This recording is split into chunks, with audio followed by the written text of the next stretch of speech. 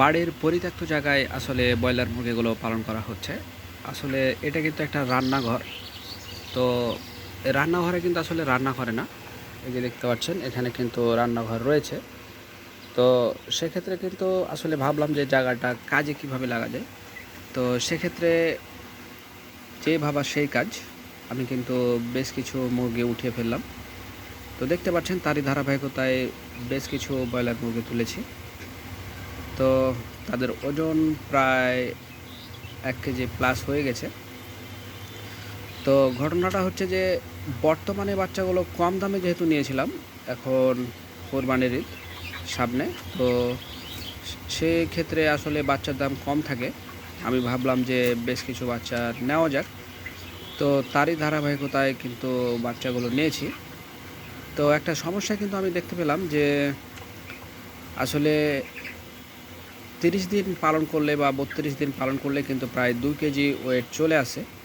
তো সেক্ষেত্রে কিন্তু যেহেতু এখন বাচ্চার দাম কম, তো আমার মনে হচ্ছে যে যে সকল কোম্পানিগুলো মানে বাচ্চা উৎপাদন করে, তো তারা বাচ্চাগুলোর যত্ন কম নিয়েই কিন্তু আসলে বাজারে ছেড়ে দিচ্ছে, কারণ দাম কম।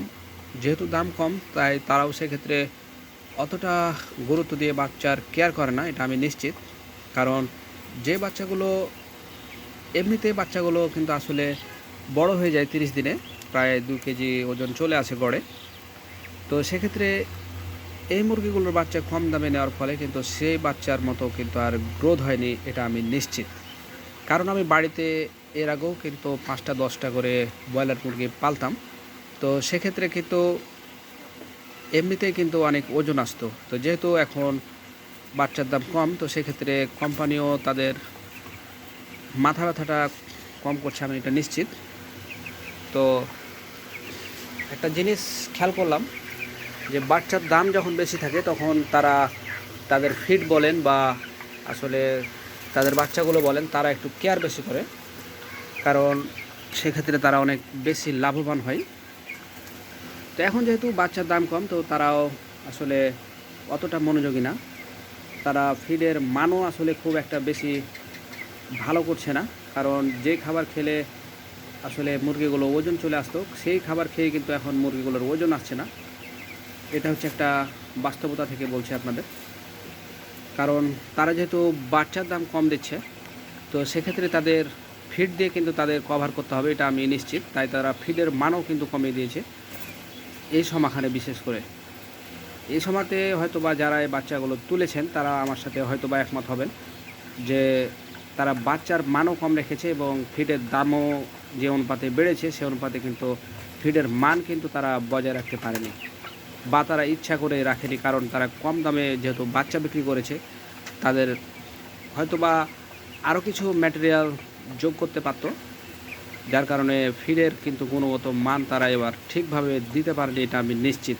কারণ আমি যে ফিড দিয়ে আসলে একটা রেজাল্ট পেতাম, সেই ফিড দিয়ে কিন্তু এবারকার ঠিক উল্টোটা। তো আমি ভাবলাম যে যেহেতু কম দামে বাচ্চা কোম্পানি সেল করছে, তো সেক্ষেত্রে তারা ফিডের দিকে যে বাড়বে এটাই আসলে ঘটলো। আর আমি এটাই আইডিয়া করছি যে এটাই আসলে ঘটেছে। তো বাচ্চার ওয়েট আর একটু কম আসার কারণটা হচ্ছে যে এখন প্রচণ্ড গরম পড়ছে, প্রায় ৩৫, ৩৬, ৩৮ হয়ে যাচ্ছে আবহাওয়ার মানে যে তাপমাত্রা। তো যেহেতু মুরগিগুলো প্রায় সময় তারা বসে থাকে এবং নিঃশ্বাস নেয় হা করে, তো সেক্ষেত্রে তারা খাবারও কম খাচ্ছে। এটাও একটা কিন্তু কারণ যে প্রচণ্ড গরম। তো কী আর করার, কিছুই করার নেই। যেহেতু বাচ্চা তুলেছি, যাই হোক না কেন বাচ্চাগুলো একটা নির্দিষ্ট ওয়েট আনার পরে এটা সেল দিতে হবে, এটাই হচ্ছে বাস্তবতা। দেখা যাক আসলে কী ঘটে। তো ভালো থাকবেন। পরবর্তী আপডেটের জন্য আল্লাহ হাফেজ।